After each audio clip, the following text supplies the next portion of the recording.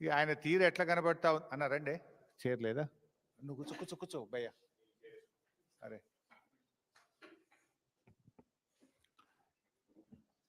ఆయన తీరు ఎట్లా ఉందంటే అన్నీ వదిలేసి నడి బజార్లో నిలబడ్డట్టున్నది.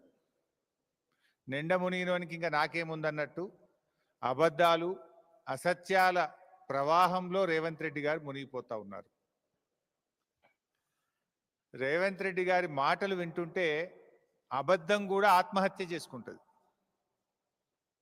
గోబల్స్ను మించిపోయినాడు రేవంత్ రెడ్డి గారు. సరే కొన్ని వ్యాఖ్యలు గమనిస్తే ఒక్కొక్కటి మాట్లాడదాం. ఎల్లంపల్లి ప్రాజెక్టును మేమే కట్టినాము అంటాడు. ఇక నీకు అట్టుడు ఎట్లున్నదంటే నువ్వేమో రిబ్బన్ జేబులో కత్తెర జేబులో పెట్టుకొని తిరుగుతున్నావు, ఏడగనబట్టాడు రిబ్బన్లు కత్తిరిస్తున్నావు.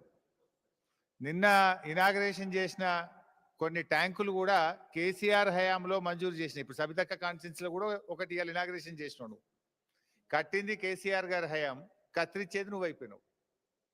శ్రీపాద ఎల్లంపల్లి ప్రాజెక్టు మేమే కట్టినాం, శ్రీపాదరావు పేరు పెట్టినామంటే మీలాగా మేము చిన్నగా ఆలోచించలే.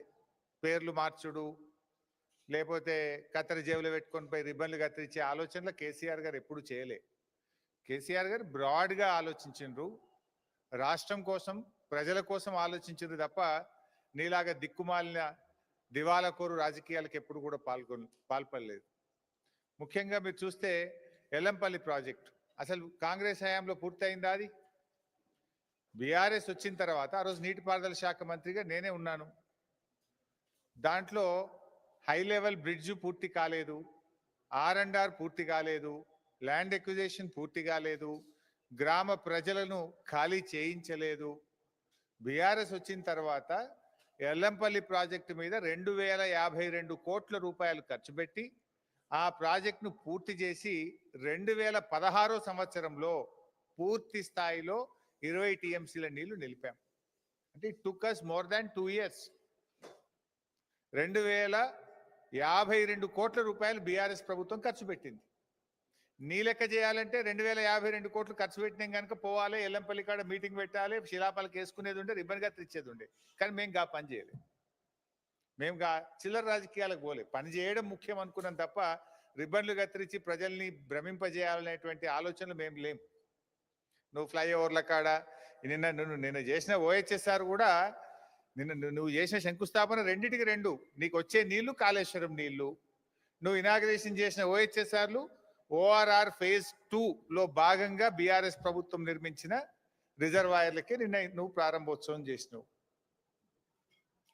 సో ఇలా ఆ రకంగా ఎల్లంపల్లి ప్రాజెక్ట్ నీళ్ళు వస్తున్నాయని మాట్లాడతాడు ముఖ్యమంత్రి అమాయకంగా.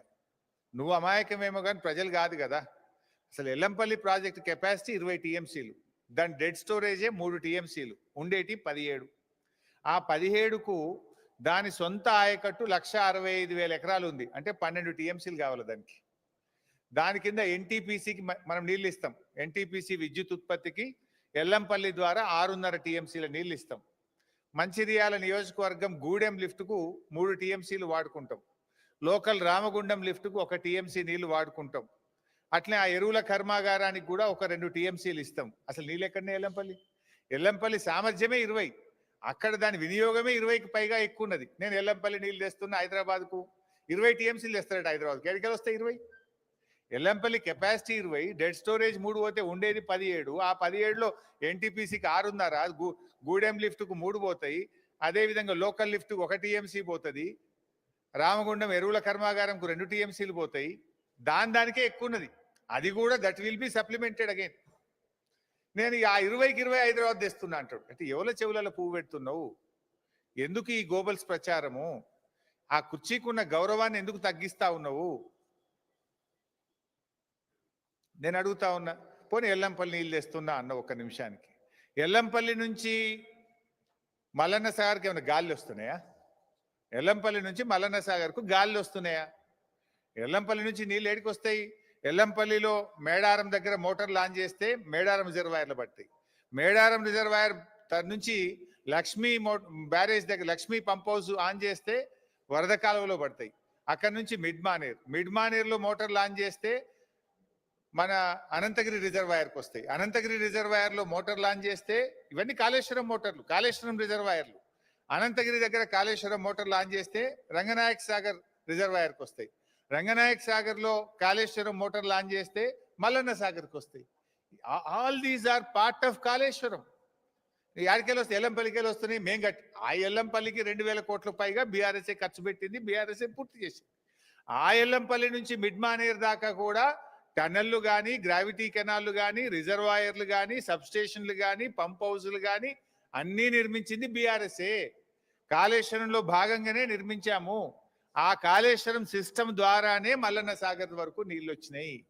అంతెందుకు, కేసీఆర్ గారు ముందు చూపుతో హైదరాబాద్ మంచినీళ్ళ కోసం మల్లన్న సాగర్ దగ్గర ఒక స్లూయిస్ కూడా పెట్టిండి. ఆ రోజే మల్లన్న సాగర్ కట్టలో అంతర్భాగంగా ఒక స్లూయిస్ నిర్మాణం కూడా చేసి పెట్టినాం. ఆ రోజే నువ్వు కొత్తగా కట్టందవి స్లూయిస్ పెట్టేది కూడా లేదు. ఆ రోజే కేసీఆర్ గారు ముందు చూపుతో పెట్టిండు. కేసీఆర్ గారి ఆలోచన ఏముండే? 10 టీఎంసీలు ఎల్లంపల్లి నుంచి ఇప్పుడు నడుస్తున్న సిస్టమ్, 10 టీఎంసీలు కొండపోచమ్మ సాగర్ నుంచి, 10 టీఎంసీలు మల్లన్న సాగర్ నుంచి అని చెప్పి స్లూయిస్ కూడా ఆ రోజే కేసీఆర్ గారు నిర్మించిండు మల్లన్న సాగర్ కు. దాని నుంచి నీళ్లు తెచ్చుకుంటా ఇది నేను తెస్తున్నా ఎల్లంపల్లి శ్రీపాద సాగర్ అంటాడు. అరే కొద్దిగానన్నా జ్ఞానం ఉండాలి. ఎవడన్నా ఎదుటోడు ఏమనుకుంటాడు అనేది ఉండాలన్నా వద్దా? ఇలా నువ్వు గండిపేట దగ్గర కొబ్బరికాయ కొట్టినావంటే ఆ గండిపేటకు హిమాయత్ సాగర్కి వచ్చే నీళ్లు అవి కాళేశ్వరం ప్రాజెక్టు నీళ్లు, కాళేశ్వరం మోటార్ల ద్వారా వచ్చే నీళ్లు, అంతే తప్ప అవి ఇంకేమో కావు. కాళేశ్వరం అంటే ఏందో ఇంతకుముందు 10 సార్లు చెప్పిన నేను. కాళేశ్వరం అంటే 3 బ్యారేజీలు, 15 రిజర్వాయర్లు, 19 సబ్స్టేషన్లు, 21 పంప్ హౌజులు, 98 కిలోమీటర్ల పంప్ ప్రెషర్ మెయిన్, 203 కిలోమీటర్ల టనలు, 1531 కిలోమీటర్ల గ్రావిటీ కెనాల్స్. ఇవన్నీ కాళేశ్వరంలో భాగమే. ఇందాక నేను ఏమన్నా, కాళేశ్వరం అంటే 15 రిజర్వాయర్లు అన్నా. ఆ 15 రిజర్వాయర్లలో ఒక రిజర్వాయర్ మల్లన్న సాగర్. ఆ మల్లన్న సాగర్ కాళేశ్వరంలో అంతర్భాగము. కాళేశ్వరంలో ఖర్చు పెట్టిన 93,000 కోట్లలో ఖర్చు పెట్టిందే. నువ్వేమంటావు? కాళేశ్వరం కూలిపోయింది, 1,00,000 కోట్లు గంగలు కలిసినాయి అంటూ. ఖర్చు పెట్టింది 93, 1,00,000 కలిసినాయి అంటూ. మరి 1,00,000 గంగలే కలిస్తే మరి మల్లన్న సాగర్ ఎక్కడిది? ఆ మల్లన్న సాగర్కి వెళ్ళి హైదరాబాద్కు నీళ్ళు ఎక్కడిది? ఎంతకాలం బుకాయిస్తావు? ఇంకెంతకాలం గోబల్స్ ప్రచారం చేస్తావు? ఇంత కామన్ సెన్స్ లేకుండా మాట్లాడితే ముఖ్యమంత్రి కుర్చీకుండే గౌరవం పోతుంది. ప్రజలు నిన్ను చూసి నవ్వుకునేటువంటి పరిస్థితి ఉంటుంది. మేమేమో కాళేశ్వరం నీళ్ళు ఎత్తిపోస్తుంటే అవి కూడా మా నీళ్ళే అంటాడు. ఆ నీళ్ళు ఎక్కడి? కాళేశ్వరంలో అంతర్భాగం కాదా?